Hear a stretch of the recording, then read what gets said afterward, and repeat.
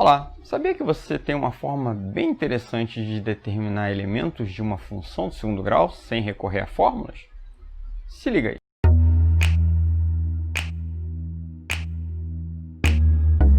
A parábola y é igual a menos x ao quadrado mais 8x menos 15 intercepta o eixo das abscissas no ponto A e B, seja C o vértice da parábola.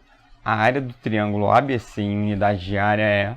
Então, a gente vai aplicar aqui a forma canônica para resolver esse exercício, que contém uma parábola e um triângulo associado aí a alguns elementos dessa parábola. Coloquei um esquema aqui ao lado para a gente se basear, que na parábola é importante a gente observar. Quando você tem duas soluções, no máximo, como ela é do segundo grau, você pode ter no máximo duas soluções, que a gente chama de zero da função. Esses valores são os valores que quando x é a solução da equação associada à função do segundo grau, o y é zero. Então, no caso, eu posso ter no máximo duas soluções distintas. Aqui no meio, exatamente no meio, já que isso aqui é o eixo de simetria, eu tenho o x do vértice, que pode ser obtido ou por essa fórmula aqui, menos b sobre 2a, ou pela média aritmética das raízes.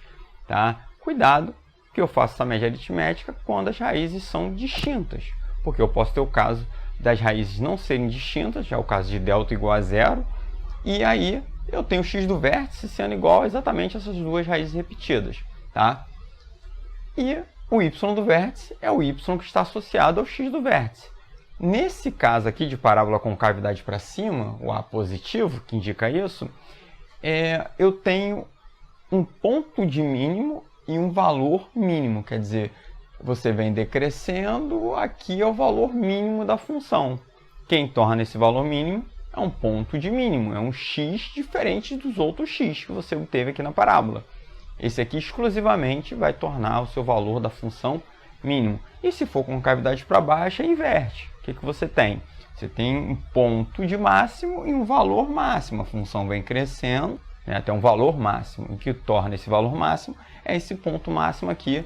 E se eu não tiver raízes, se eu não tiver soluções para a minha função do segundo grau, eu tenho a situação de delta menor do que zero. E aí, para eu obter o x do vértice e o y do vértice, realmente eu tenho que recorrer às duas fórmulas se eu não conhecer a forma canônica.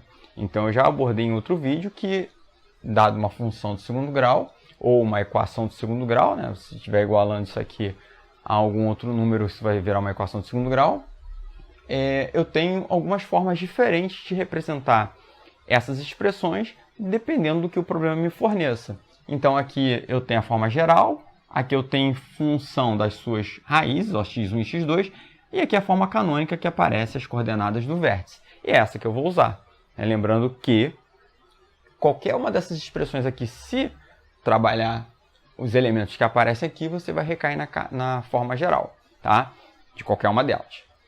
A expressão que eu tenho ali é essa, veio na forma geral e eu quero transformar na forma canônica. Então, na hora de eu fatorar a expressão, eu primeiro vou olhar para esses dois caras aqui. E aí, qual é a regra? Primeiro, nesse caso aqui, o meu A é negativo. Tá? Na hora que eu fatoro, o que está aqui dentro, repara que esse x aqui, que vai ser proveniente desse x ao quadrado, ele não aparece com sinal de menos. Então, eu vou forçar com que a minha fatoração ele apareça com sinal positivo. Como? É só eu colocar o menos em evidência. E aí a minha expressão vira isso aqui, ó. X ao quadrado menos 8x mais 15. Então, a primeira mudança que eu tenho que fazer é essa. Tá? Repara que esse menos aqui, que é um menos 1, se eu multiplicar tudo ali para dentro, volta a ser o que era antes. Então, a minha expressão continua a ser equivalente. Como eu falei, a gente olha para esses caras aqui para poder fatorar. Vamos fatorar. Então, y é igual a menos, vou abrir um colchete. E aí, como é que é a fatoração? X é aqui o sinal menos metade desse termo é 4 ao quadrado. E aqui fora é o seguinte, quando eu abrir isso aqui, isso vai dar x ao quadrado menos 8x mais 16. Só que eu não tinha mais 16 aqui, eu tinha x ao quadrado menos 8x.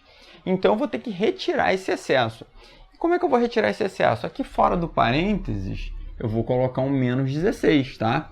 Que eu não estou alterando em nada, porque quando surgiu mais 16 aqui, vai ter o menos 16 para retirar. Ah, mas como é que eu vou saber qual o número que eu coloco ali fora do parênteses nessa fatoração? Sempre é o quadrado desse número, né? No caso, o quadrado de 4 é 16. Junto aqui o 15 e fecho o meu colchete. Tá? Então, essa expressão aqui continua sendo equivalente àquela lá de cima. Vamos trabalhar algumas coisas aqui. Ó, o que acontece? Esse menos vai, que é o menos 1, vai se associar a esse parênteses, e eu vou deixar ele do lado de fora, porque vai ser o meu valor de A, no caso menos 1. Então, eu vou deixar o menos aqui, x menos 4 ao quadrado, tá? Então, se você quisesse botar um 1 aqui na frente, ficando menos 1, é a representação do A. E aqui, o que eu tinha antes do menos vir para cá? Ó, eu tinha menos 1. Quando eu passei esse menos aqui para dentro, vai virar um menos 1, se transforma em mais 1.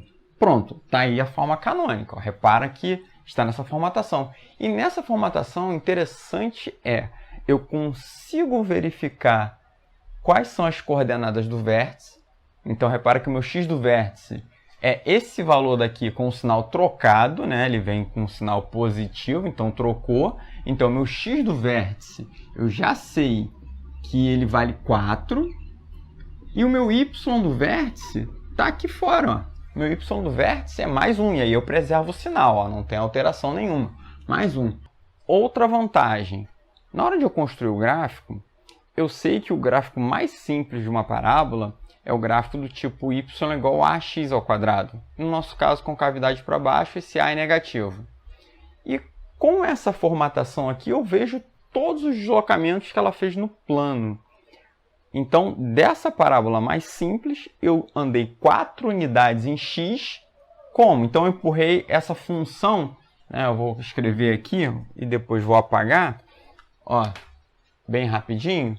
A mais simples seria essa função aqui com os vértices, com a coordenada do vértice no 0, 0. E aí eu desloquei 4 unidades em x. Isso aqui é deslocamento, ou aqui é deslocamento em x, é na abscissa. Para a direita ou para a esquerda, como é que eu sei? Qual o valor que vai zerar isso aqui? Se eu tivesse um mais 4. Então, se 4 vai zerar isso aqui, eu vou empurrar 4 unidades para a direita. Então, o que era 0 veio parar aqui no 4. Ó. Esse é o primeiro deslocamento que ela sofreu. Tá? Só que ela sofreu também deslocamento em y. E aí, por que eu sei que isso aqui é em y? Porque é o resultado disso tudo. Aqui eu estou especificamente em x e aqui em y é o resultado disso tudo. E aí, quanto ela deslocou em y? Uma unidade para cima, positivo. Então, eu vou empurrar essa parábola uma unidade. Isso já seria o gráfico. E eu vou precisar do gráfico, né? Então, o que estava aqui sobre o eixo subiu uma unidade. Ó, e vai ficar algo assim. Aqui é 1, aqui é 4. As coordenadas do vértice estão aí. E agora eu vou desenhar esse gráfico aqui. Tá? Então, a nossa parábola ela está assim. Mas é só para a gente ter um esboço do que a gente precisa calcular. Então, está aqui o vértice, que ele mandou chamar de C, que é um vértice do triângulo, já que a gente vai ter que calcular a área desse triângulo. E aqui o A e B, ó, o A e B são pontos que estão sobre a abscissa. Então, são os zeros dessa função. E aí repara que para eu achar os zeros dessa função, eu não preciso recorrer à fórmula do delta. Essa expressão aqui vai me dar isso de imediato. Então, eu tenho que menos x menos 4 ao quadrado mais 1, eu quero que isso seja igual a 0. Tá? Vou passar esse número para o outro lado, vai ficar menos x menos 4 ao quadrado igual a menos 1. E aí repara que aqui ó, eu já posso multiplicar tudo por menos 1. Vai cancelar esses dois sinais, vão ficar positivos. Então, já posso deixar positivo. E aí a pergunta é o seguinte, né?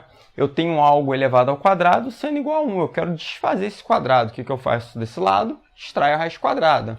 Como eu tenho algo aqui que é uma incógnita, eu tenho que considerar a situação de esse x ser positivo ou ele ser negativo, já que eu estou elevando ao quadrado. Então, do outro lado, eu tiro mais ou menos a raiz quadrada de 1. Mais ou menos a raiz quadrada de 1 é o próprio 1. Então, eu vou ter que x menos 4 é igual a mais ou menos 1.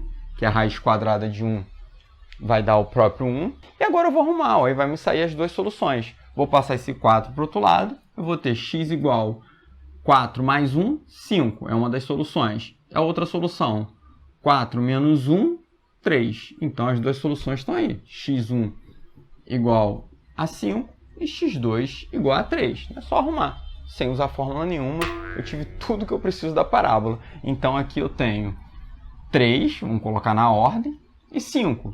Esses são os outros dois pontos, dois vértices do triângulo. Agora, a gente vai ligar aquilo ali e você vai ter um triângulo para calcular uma área, tá? Então, ligando esses pontos, já que ABC são os vértices do triângulo, você vai ter um triângulo construído para calcular a área. E aí eu não preciso nem apelar para a geometria analítica para resolver a área daquele triângulo. Por que eu não preciso? Porque eu tenho aqui a base, ó, fácil de enxergar, 2 unidades. Então, a área vai ser base, que é 2. Vamos ver a altura. A altura é a mesma distância que eu tenho aqui, ó. Isso aqui é 4, né? Que é 1. A mesma distância que eu tenho para o y do vértice. Então, a minha altura é 1, dividido por 2. Cancelo. Então, a área aí é uma unidade de área, que é a letra A.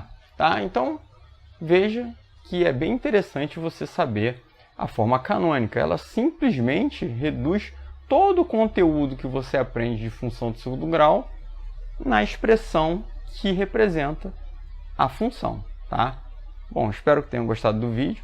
Curtam, compartilhem e se inscrevam no canal, que isso dá força para a gente trazer mais coisas interessantes. Obrigado por ter assistido. Até o próximo vídeo. Tchauzinho.